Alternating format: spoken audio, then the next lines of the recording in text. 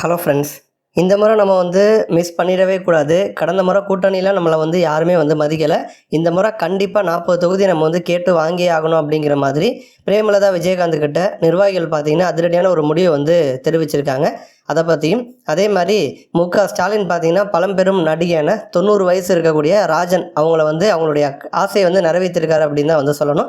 அதே மாதிரி என்னதான் அதிமுக பாஜக கூட்டணி ஜெயிச்சாலுமே கூட எடப்பாடி பழனிசாமி முதல்வராக வருவதற்கு வாய்ப்பே கிடையாது அப்படின்னு சொல்லிட்டு அன்வர் ராஜா தெரிவிச்சிருக்கார். இதை பற்றி தான் நம்ம டீட்டெயிலாக பார்க்க போகிறோம்.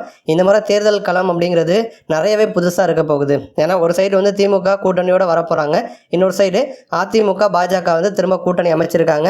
திரும்ப பாஜக கூட கூட்டணி கிடையாது அப்படின்னு எடப்பாடி பழனிசாமி சொன்னாலுமே கூட எப்படியோ பேசி சமாதானப்படுத்தி பாஜக இப்போ கூட்டணி அமைச்சிட்டாங்க. அதேமாரி வரப்போகிற தேர்தலில் தமிழ்நாட்டில் கூட்டணி ஆட்சி தான் இருக்கும் அப்படிங்கிற மாதிரி பாஜக தரப்புலேருந்து சொல்கிறாங்க.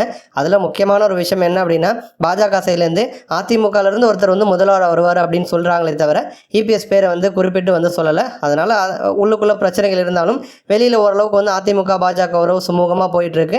தொடர்ந்து எடப்பாடி பழனிசாமியும் பல இடங்களுக்கு போயிட்டு இப்போவே சுற்றுப்பயணத்தை ஆரம்பிச்சிட்டாரு. அப்போ அதிமுக பாஜக இவங்க அடுத்த கூட்டணியாக இருப்பாங்க. சீமான் ஆரம்பத்திலேருந்தே யாரு கூடயும் கூட்டணி கிடையாது அப்படின்னு தான் சொல்லிட்டு இருக்காரு. சீமான் ஒரு புறம் தனிச்சு நிற்க போகிறாரு, இன்னொரு புறம் டிவிக்கு யார் கூட இணைய போகிறாங்க அப்படின்னு தெரியல. ஒரு புறம் ஓபிஎஸ், பாட்டாளி மக்கள் கட்சி, டிவிகே, காங்கிரஸ் இவங்களாம் இணைவதற்கான வாய்ப்பு இருக்குது அப்படின்னு சொல்லப்படுது. டிவிகே கூட்டணி வச்சாலும் கூட்டணி வைக்கல அப்படின்னாலுமே விஜய்க்கு மக்கள் மத்தியில் ஆல்ரெடியே செல்வாக்கு இருக்கிறதுனால ரொம்ப சிரமப்பட வேண்டிய ஓரளவுக்கு கணிசமான வாக்குகளையாச்சும் விஜய் வாங்குவார் அப்படின்னு எதிர்பார்க்கப்படுது. அப்போ ஒரு இப்போதைக்கு 4 முனை 5 முனை போட்டி அந்த மாதிரி தான் களம் இருந்துகிட்ருக்கு. அந்த மாதிரி சூழலில் தேமுதிக தலைமை அலுவலகத்தில் பொதுச் செயலாளரான பிரேமலதா விஜயகாந்த் கட்சி நிர்வாகிகள் கிட்ட ஆலோசனை நடத்தினார். அதில் நிர்வாகிகள் தரப்புலேருந்து என்ன சொல்லியிருக்காங்கன்னா, கடந்த முறை நம்ம கூட கூட்டணியில் இருந்த அதிமுக நம்ம பெருசாக நமக்கு சப்போர்ட் பண்ணலை, நம்மளை மதிக்கலை. அதனால் இந்த முறை நம்ம அந்த மாதிரி இருக்கக்கூடாது. 40 தொகுதி கேட்டு வாங்கியே ஆகணும். 40 தொகுதியை யார் நமக்கு கொடுக்குறாங்களோ அவங்க கூட தான் நம்ம கூட்டணி வைக்கணும் அப்படிங்கிற மாதிரி ரொம்ப கராராக சொல்லியிருக்காங்க. பிரேமலதா விஜயகாந்த் அதற்கு சம்மதம் சொல்லியிருக்காங்க அப்படின்னு சொல்லப்படுது. எப்போதுமே தேமுதிக பொறுத்த வரைக்கும் அதிமுகவா திமுகவா அப்படிங்கிற மாதிரி தான் இருக்கும். கடைசி நேரத்தில் யார் அதிகமான தொகுதி கொடுக்குறாங்களோ அவங்க கூட தான் சேருவாங்க. இந்த முறையும் தேமுதிக அதே ஒரு ஸ்ட்ராட்டஜி தான் கையில் எடுப்பாங்க அப்படின்னு சொல்லப்படுது. அடுத்த அப்டேட் பார்த்தோன்னா, சடனாக ஒரு 90 வயசு பழம்பெரும் நடிகைக்கு ஒரு இன்ப அதிர்ச்சி ஸ்டாலின் கொடுத்துருக்காரு அப்படின்னு தான் சொல்லணும்.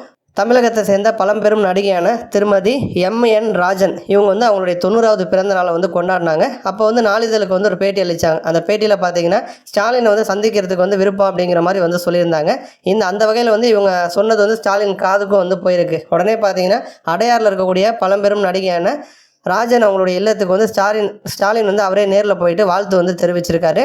இந்த ராஜன் பற்றி சொல்லணும்னா, இவங்க மதுரை நரசிம்மாச்சாரி ராஜம் அப்படின்னு சொல்லுவாங்க இவங்க பேர். தென்னிந்திய திரைப்படங்கள் 1950, 60 காலகட்டங்களில் நிறைய முன்னணி வேடங்களில் இவங்க நடிச்சிருக்காங்க. 200க்கும் மேற்பட்ட தமிழ் திரைப்படங்களில் நடிச்சிருக்காங்க. அதில் முக்கியமானதுன்னு பார்த்தோன்னா ரத்த கண்ணீர், பெண்ணின் பெருமை, புதையல், தங்கப்பதுமை, நாடோடி மன்னன், பாசமலர் இதெல்லாம் ரொம்ப முக்கியமானது.